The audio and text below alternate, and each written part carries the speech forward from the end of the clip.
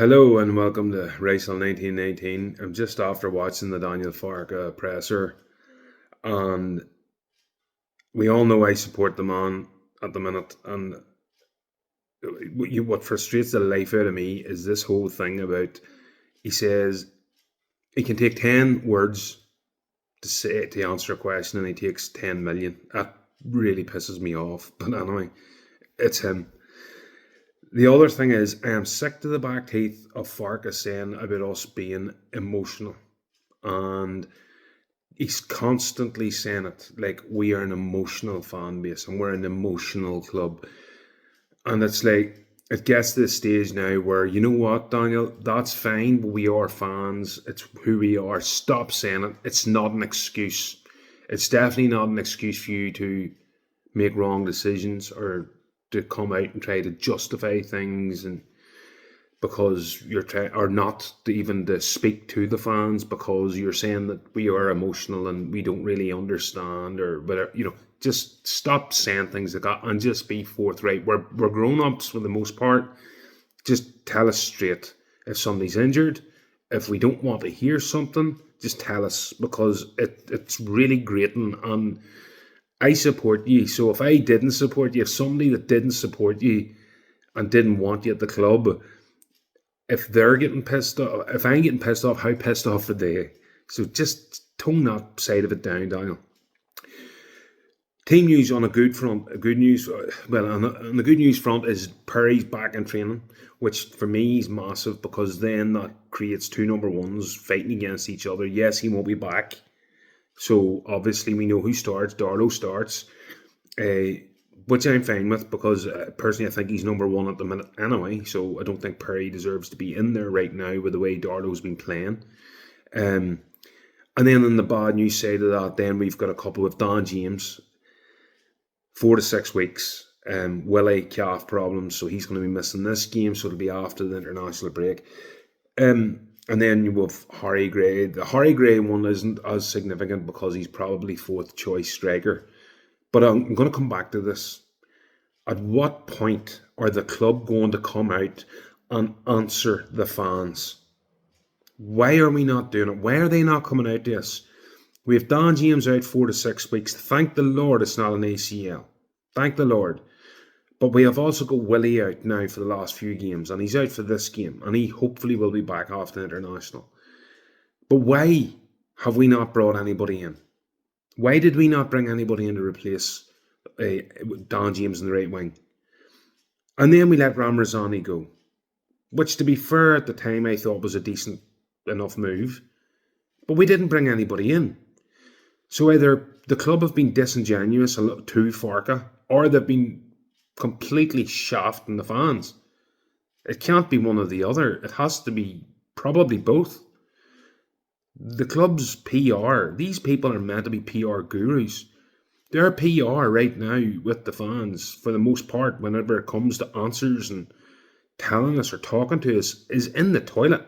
Because the same people, in my opinion, that failed in the last 2.5 weeks of that window, the transfer window, are still there. And not one answer has come out. Not one. Anyway, I'm not going to deep dive into that because I'm sick of it. We all know the problems. We all want to get the players in. But January's a must.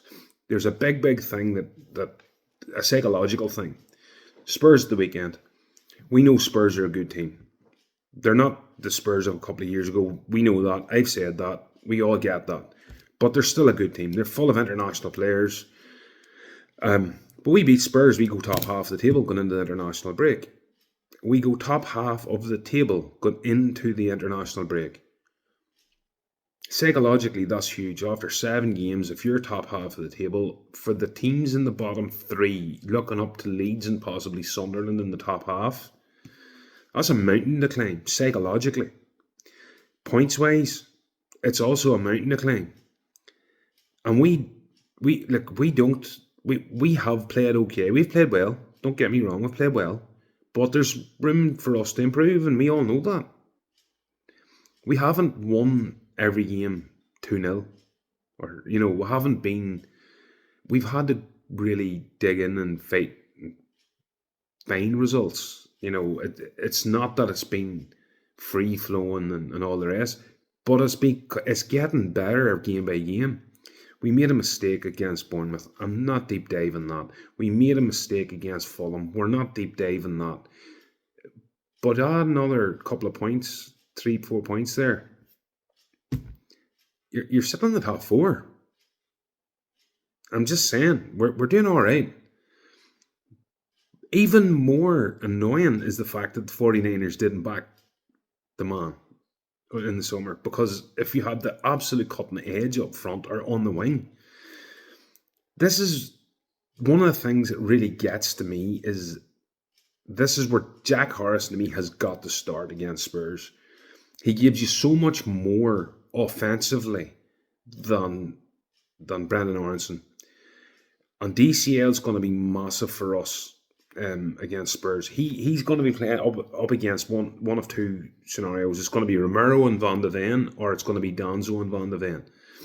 Van der Ven is a quality forward who's quick, defender who's quick. Romero is very strong. I think he's World Cup winner with Argentina. Danzo, I think he's crap, and he's the weak link. And I would like to think DCL, if Danzo starts, is targeting him.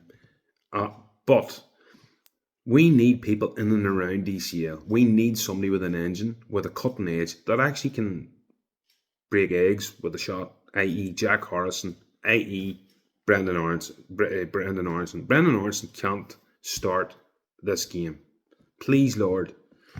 Anyway, Jack Harrison gives you as much work rate defensively as he does offensively, and probably more than Brendan Aronson. So why is Farke not backing the man? On the left, Okafor has to start. Obviously, that's a no-brainer. I think those two men, if you have Harrison and Okafor coming in and supporting DCL, getting in and around him, or getting the ball in the box early, I think this game's for the taking.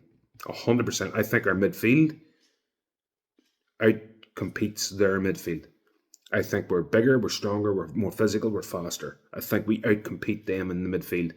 So we can beat them. They against Bodo Glimt in the last game, they made 5 changes. What happens this weekend, I don't know. However, what we do know is that Romero's definitely out. I've heard that he's out, but there are question marks. Some people say he's not out, but it is what it is. We have an opportunity here, and if Romero is out, that's massive. Massive. I think we have to look at our next... the line of defence against Bournemouth for that equaliser goal. I didn't want to deep dive it, but I'm going to, because he mentioned about the sub, and he went on forever about the sub, making the sub before the free kick. And again, it was that answer. It took 10 minutes to answer a 30-second possible, he could have took 30 seconds to actually answer the question. Pisses me off, so it does. He just speaks around the houses rather than actually just saying how it is. He just talks and talks. To me, it's making excuses. He made a decision. He says, "Oh well, we're DCL would have been. It didn't matter because Nemachi came up." Listen, Ampadu was on the pitch. Ampadu played them on side. Somebody didn't pick up at the back post. The fact of the matter is, Daniel Farke made a sub. He should have made it 10 or 15 minutes earlier. DCL was out in his feet. I'm not going to go into that because that'll split us. But there's a lot of people will just get pissed off for that. And to be frank, like, I am pissed off at anyway, with that part. This is where I will say I support the man, but I critique his decision making at times. His decision making and his tactics at times there's a lot to be desired. In the Premier League, you cannot sit back.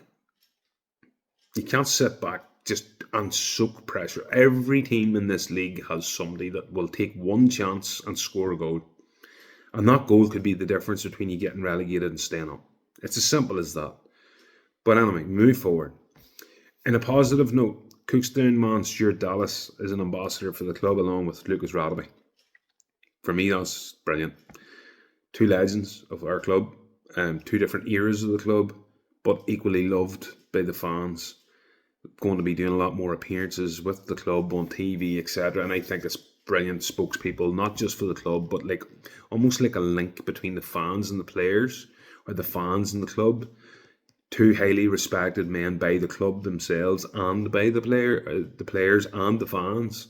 So that's brilliant. I think it's only positive.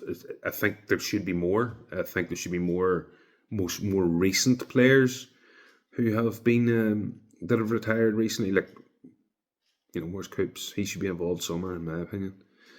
And another thing I want to move to is the stadium. And apparently, I've seen this morning. The stadium redevelopment is we've changed from the architects, so we're now moving to another architect firm who actually completed the Everton stadium, which is an amazing stadium, to be fair. And they have an expertise in urban development and high rises, things like that. Basically, what Leeds want to do in and around Ellen Road and all that abandoned and unused ground, they want to regenerate the area. And apparently, the new architects are absolutely top drawer at that. And ultimately, they stay within budget.